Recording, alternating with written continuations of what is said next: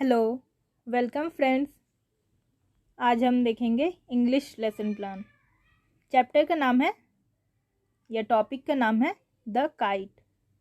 So friends, अगर आपने अभी तक इस चैनल को सब्सक्राइब नहीं किया है तो जल्द से जल्द सब्सक्राइब कीजिए और साथ ही साथ जो बेल आइकन है उस पर क्लिक कर दीजिए ताकि हम जब भी न्यू वीडियो अपलोड करें आप तक नोटिफिकेशन पहुंच जाए। और साथ ही साथ इस वीडियो को लाइक करके अपने फ्रेंड्स के साथ शेयर कीजिए। और कोई भी डाउट या क्वेरी हो, कोई और चैप्टर है जिसका आप लेसन प्लान चाहते हैं तो कमेंट सेक्शन में पुट कर दीजिए। तो चलिए देखते हैं। तो अगर आप बीएड कर रहे हैं, बीएलएड कर रहे हैं, बीटीसी कर रहे हैं, मतलब आप कोई भी टीचिंग प्रोफेशनल कोर्स कर रहे हैं तो ये जो लेसन प्लान है आपके लिए बहुत ही ज़्यादा हेल्पफुल है। ज़रूरी नहीं है कि आप इसी टॉपिक पर बना रहे हैं, अगर आप किसी और टॉपिक पर भी बना रहे हैं फिर भी आप यहाँ से हेल्प ले सकते हैं। तो जब भी हम लेसन प्लान बनाते हैं जनरली क्या होता है, स्कूल भेजते हैं उस टाइम पे लेसन प्लान बनाने होते हैं। तो लेसन प्लान बनाने के लिए पहले देखिए, सबसे पहले लेसन प्लान नंबर लिखेंगे आप। जो भी आप जितने नंबर लेसन प्लान कर रहे हैं वो लेसन प्लान नंबर लिखेंगे। फिर लेफ्ट में देखिए क्लास, पीरियड, सब्जेक्ट, राइट में डेट, ड्यूरेशन, टॉपिक, और फिर उसके नीचे पीपल, टीचर्स नेम, मतलब आपका नाम, रोल नंबर और सेक्शन। और क्लास से पहले आप स्कूल का नाम लिखेंगे, जिस भी स्कूल में आप as a people teacher appoint हुए हैं उस स्कूल का नाम। जो टॉपिक है आप बोर्ड पर लिखेंगे ना कि सब्जेक्ट इंग्लिश, पोएट्री, फिर डेट, फिर नीचे जो टॉपिक क्लास भी लिखते हैं कहीं कहीं पर, और फिर टॉपिक जो लिखेंगे टॉपिक की जगह पे स्पेस छोड़ देंगे, क्योंकि उसी टॉपिक जो आपका टॉपिक है जो आप उस दिन पढ़ा रहे हैं वही तो बच्चों से निकलवाना है प्रस्तावना के थ्रू, इंट्रोडक्टरी क्वेश्चंस के थ्रू। तो इसलिए वो स्पेस छोड़कर बाकी आप फिल कर लेंगे।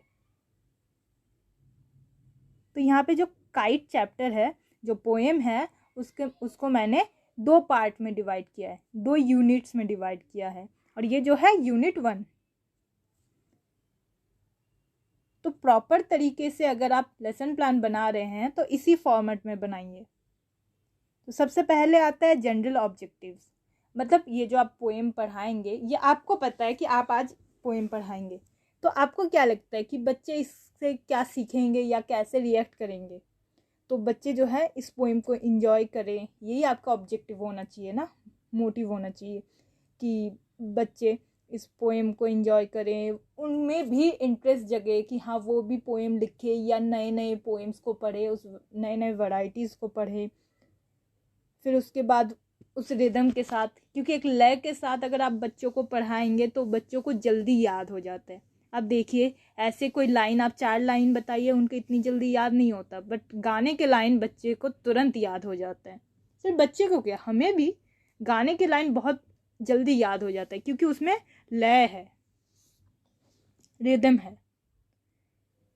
फिर बच्चे अकेले में मतलब वो इंडिविजुअली उस पोएम को पढ़ सके और फिर फ्रेंड्स के साथ कोरस में भी पढ़ सके, ऐसे भी उनको तैयार करना है। फिर उस पोएम से क्या सीखने को मिला उस बच्चे को, वो सब कुछ भी तो होना चाहिए कि हाँ ऐसी पोएम सिर्फ एंटरटेनमेंट के लिए सिर्फ पढ़ते हैं, उसमें से हम बहुत कुछ सीखते भी तो हैं। तो वो सब कुछ, तो ये आपका जनरल ऑब्जेक्टिव होना चाहिए। फिर है स्पेसिफिक ऑब्जेक्टिव कि जो पोएम है उससे उसी पर्टिकुलर पोएम से बच्चे क्या सीख रहे हैं। तो पर्टिकुलर पोएम से एक तो ये है कि वो उस पोएम का मीनिंग समझ रहे हैं, फिर उसमें जो न्यू वर्ड्स आ रहे हैं उन वर्ड्स को वो कैसे यूज़ करना है वो सीख रहे हैं, कैसे उच्चारण करना है वो सीख रहे हैं। और फिर वो जो पोएम, जो भी राइटर हैं उन्होंने, जो पोएट हैं उन्होंने लिखा है, तो उस पोएम का क्या थीम क्या है वो भी बच्चे जानेंगे उसी पोएम के थ्रू। फिर उसके बाद है अज्यूम्ड नॉलेज, जिसको हम प्रीवियस नॉलेज भी कह सकते हैं। मतलब ये कि बच्चे अब मान लेते हैं कि हाँ बच्चे पहले से ये थोड़ा बहुत जानते हैं। तो ये जो है काइट पोएम है, तो they have general knowledge about a kite, means वो बच्चों ने काइट को देखा है या काइट के बारे में थोड़ा जानते हैं, ये आपने मान लिया, अज्यूम कर लिया है। फिर उसके बाद है टीचिंग एड्स, कि आपने इस पोएम को पढ़ाने के लिए क्या क्या यूज़ किया है। Black board, chalk, duster, pointer और कुछ पिक्चर्स, मतलब इस लेसन प्लान के हिसाब से कुछ पिक्चर्स भी यूज़ किया है। फिर उसके बाद आपका आता है कंटेंट इंट्रोडक्टरी क्वेश्चंस, मीन्स जो चैप्टर है, जो टॉपिक है, उसको इंट्रोड्यूस करने के लिए आप क्या क्या क्वेश्चंस पूछ रहे हैं। आप क्वेश्चन के थ्रू भी उस टॉपिक तक पहुंच सकते हैं, या कोई शॉर्ट स्टोरी के थ्रू, या किसी पहेली के थ्रू। तो आप पर डिपेंड करता है कि आप कैसे वहाँ उस चैप्टर के नाम तक या फिर उस जो थीम है उस तक कैसे पहुँचते हैं। तो जैसे यहाँ पे देखिए कुछ क्वेश्चंस वो कर लिया, और लास्ट में जो बनेगा आप 4 या 5 क्वेश्चंस, 3 भी चल जाते हैं, 3, 4, 5, मैक्सिमम 5 ही होने चाहिए कि क्वेश्चंस दे। और जो लास्ट क्वेश्चन आपका होगा वो प्रॉब्लमेटिक क्वेश्चन होना चाहिए। अब देखिए ऊपर के क्वेश्चंस पूछ तो लिए, क्योंकि हम जानते हैं कि वही हमने मान लिया है ना, अज्यूम नॉलेज है कि हाँ काइट के बारे में बच्चे थोड़ा बहुत जानते हैं, तो उसी हिसाब से हमने क्वेश्चन बना लिए हैं। और प्रॉब्लमेटिक क्वेश्चन ये कि बच्चे थोड़ा सोचने पे मजबूर हो कि क्या हो सकता है। जैसे यहाँ पे देखिए, how the kite and the sky look when it flies, means पतंग को उड़ते हुए, जो काइट को उड़ते हुए हमने सबने देखा है, लगभग सभी ने, एक दो कुछ होते हैं जिन्होंने नहीं देखा, बट सबने देखा है। तो हमने कभी ये सोचा है कि आसमान जो है वो दिखता कैसे है जब काइट को हम उड़ाते हैं, या फिर फ्लाई करते हुए काइट अगर आसमान में है तो वो दिखता कैसे है? ये हम में से किसी ने नहीं सोचा। तो वही बच्चे फिर सोचेंगे, और ये हो गया आपका प्रॉब्लमेटिक क्वेश्चन।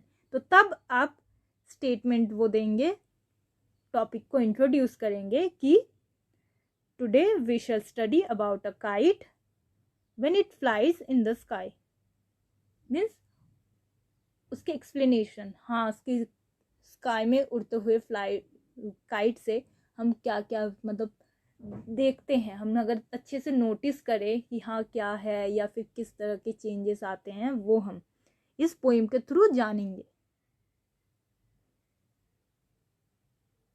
फिर उसके बाद अब जिस्ट ऑफ द पोएम, इसमें आप बताएंगे थोड़ा पोइट के बारे में कि ये जो पोएम है ये हैरी बेन के द्वारा रचित है।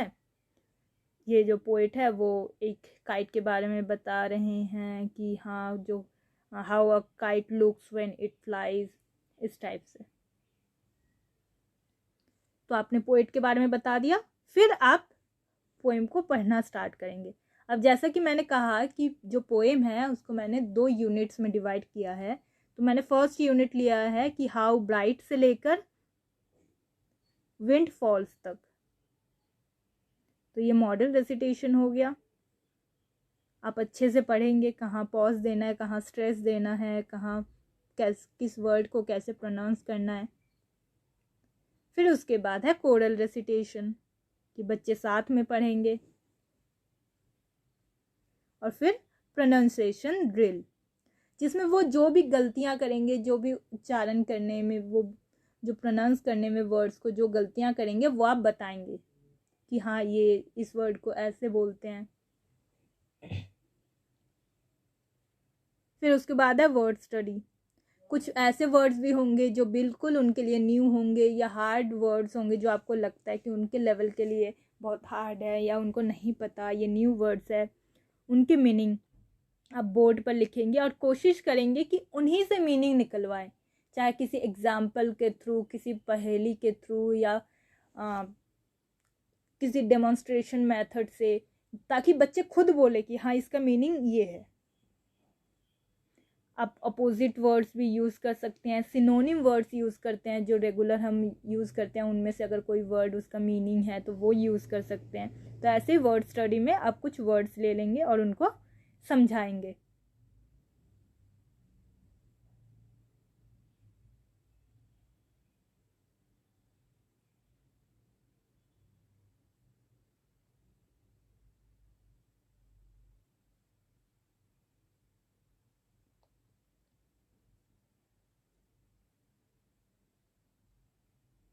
फिर उसके बाद है एक्सप्लेनेशन ऑफ द पोएम।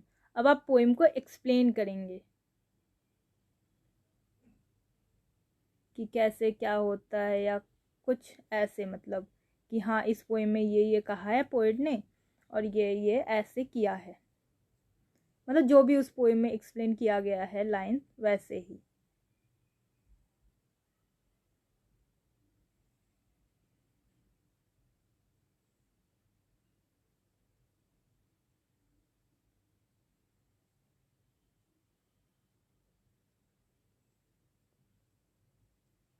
फिर साइलेंट रीडिंग, आप स्टूडेंट्स को बोलेंगे कि हाँ अब अपने मन में पढ़िए बुक को सामने रखकर और कोई आवाज़ नहीं करेगा। ऐसे वो साइलेंट रीडिंग भी सीख जाएंगे और चिल्ला चिल्ला कर ज़ोर से पढ़ना भी सीख जाएंगे। फिर उसके बाद है कॉम्प्रिहेंशन क्वेश्चंस।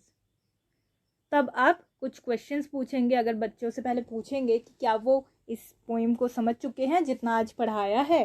अगर किसी को कोई डाउट नहीं होता है तो फिर आप क्वेश्चंस पूछेंगे उनसे।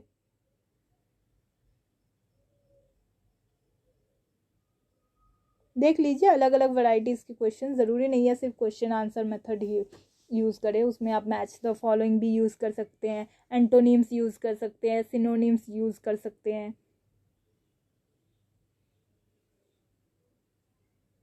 फिर उसके बाद है रेसिटेशन। फिर आप बच्चों से कहेंगे कि हाँ दोबारा उस पोएम को पढ़ने के लिए।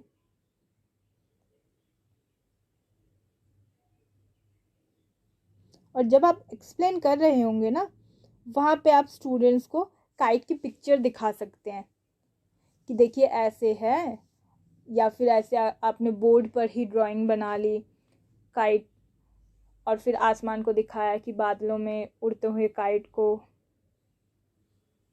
या फिर आप रियल काइट भी दिखा सकते हैं या कोई पिक्चर दिखा सकते हैं काइट की फ़ोन में। या वैसे क्लासरूम में फ़ोन यूज़ करना अलाउड नहीं है, तो आप कोई चार्ट बनाकर या फिर काइट बनाकर लेके जा सकते हैं जो आप दिखाएंगे कि ऐसे काइट और उड़ते हुए इसकी टेल एंड वगैरह सब कुछ ऐसे डिटेल में आप समझा सकते हैं।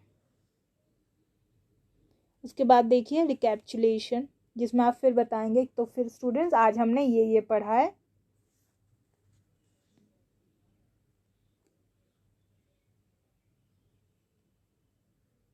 फिर लास्ट में आता है होम असाइनमेंट, मीन्स आप होमवर्क देंगे। अब होमवर्क जो देते हैं ना वो जनरली क्या होता है कि हाँ हमने एक्सरसाइज दे दिया, बच्चों ने कर लिया, हो गया। बट कुछ ऐसा कुछ दीजिए जो क्रिएटिव हो, जो बच्चे सोचने पर मजबूर हो जाए या फिर थोड़ा सर्च करे इधर उधर से या पूछे। जैसे मैंने यहाँ पे होमवर्क दिया, देखिए explain a flying kite in your own words. आप खुद एक्सप्लेन कीजिए कि हाँ एक फ्लाइंग काइट है, आप इमेजिन कीजिए और फिर उसको अपने शब्दों में लिखिए। तो इसमें बच्चे सोचेंगे कि हाँ उड़ती हुई पतंग जो है वो किस तरह से कैसे क्या क्या। सो आई होप फ्रेंड्स आप समझ चुके हैं। ये फर्स्ट पार्ट है और इसका जो भी सेकंड पार्ट होगा उसके लिंक को मैं इसके डिस्क्रिप्शन बॉक्स और कमेंट सेक्शन में पुट कर दूंगी। और वो उस वीडियो के लिए भी वैसा ही होगा कि इस वीडियो के लिंक को मैं उसके डिस्क्रिप्शन बॉक्स और कमेंट सेक्शन में पुट कर दूंगी, आप उसमें से डायरेक्ट वीडियो तक पहुंच सकते हैं। और फिर भी अगर कोई डाउट या क्वेरी हो तो आप कमेंट सेक्शन में पुट कर दीजिए। और इस वीडियो को लाइक कीजिए और इस चैनल को सब्सक्राइब करना ना भूलें, क्योंकि आप सब्सक्राइब करेंगे तो मैं मोटिवेट होंगी और फिर उससे क्या होगा और फिर मन करेगा कि हाँ आप लोगों के लिए कुछ और न्यू लेके आऊँ। और एक्साइटमेंट होती है ना जब पॉजिटिव फीडबैक मिले। तो फिर उसी तरह कि आप अगर वीडियो को लाइक करेंगे, अपने फ्रेंड्स के साथ शेयर करेंगे, उनको भी बोलेंगे कि चैनल को सब्सक्राइब करो, तो ये जो है ये मेरे लिए मोटिवेशन है कि हाँ मैं और आगे बढ़ूँ और मेहनत करूँ और आपके लिए न्यू वैराइटीज़ वीडियोस ले आऊँ। Thank you.